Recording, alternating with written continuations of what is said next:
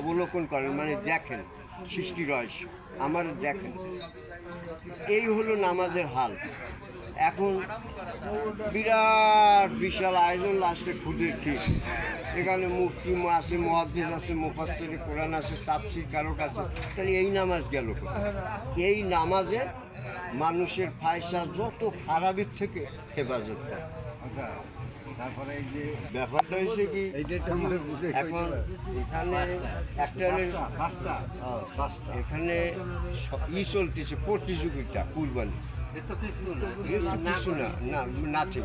মেটা commissioner এসে কি করলো? আমি তো ঢাকায় গাবতলী বাজার 3টে গরু নিয়ে এসে এক মহিলা, একটার দাম চাইছে 20 লক্ষ টাকা।